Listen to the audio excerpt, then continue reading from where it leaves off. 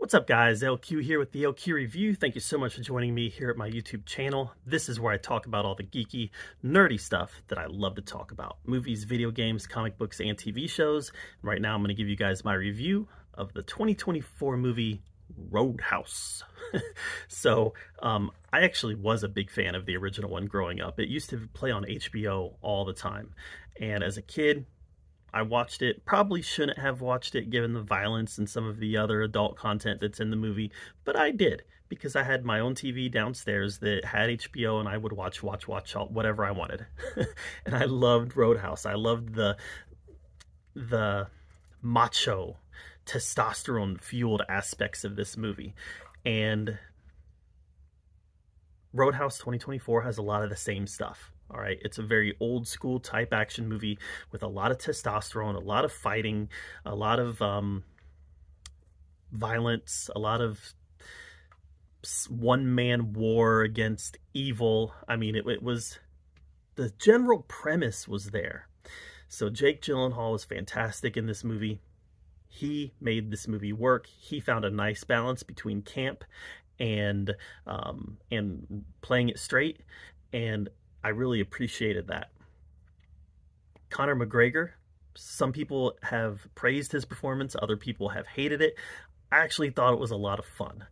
Could I understand everything that he was saying all the time? No, not really. Probably about 75% of the time I understood him, 25% of the time I didn't, but it didn't matter. You knew what he was saying.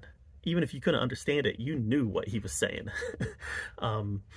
Fight choreography here was great. It had kind of a very street level choreography to it, to the point where you could almost feel some of the punches taking place. The action was all very polished. For the most part, the acting was all good.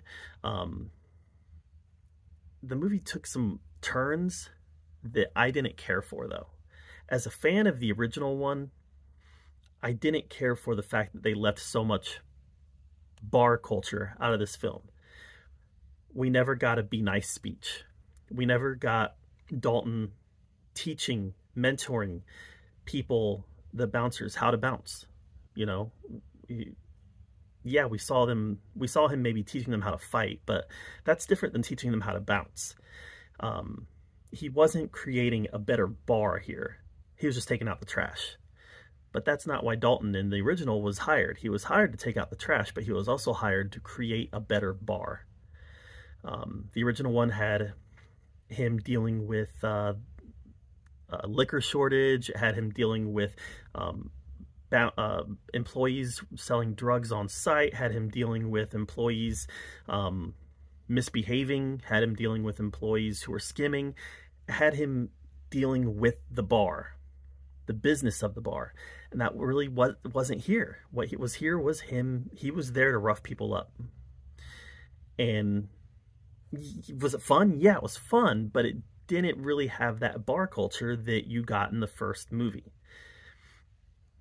This one also was missing something very integral that I feel they should have kept. There was no Wade Garrett character here. And boy, did this movie miss that. Wade Garrett's character in the original was pivotal to the character arc of Dalton. And that wasn't here. I understand why they made the change to make him an MMA fighter or a UFC fighter. I get it, because that's popular now. But that wasn't Dalton. That wasn't the character of Dalton. So this character has the same name, same kind of chill attitude, good fighting skills, but a lot of the character traits of Dalton in the original is absolutely missing here. And that made me feel like I wanted more out of this movie. Yeah, like I said, the fight choreography was great, the fights were great, the action was fun, but it was just missing something special that the original one had. This one also had some weird stuff going on in it. A guy gets eaten by a crocodile. The boat scene at the end, it didn't feel like it really fit the rest of the movie. There's just some weird decisions made here that, while I think it would have been better received by me had the movie been called something else. But the fact that they are tied to that original, some of these decisions made me feel a little like, huh? What are they doing? So I appreciate the fact that this movie wanted to stand on its own and do its own thing. But by doing that, they lost some of the heart and spirit that the original one had.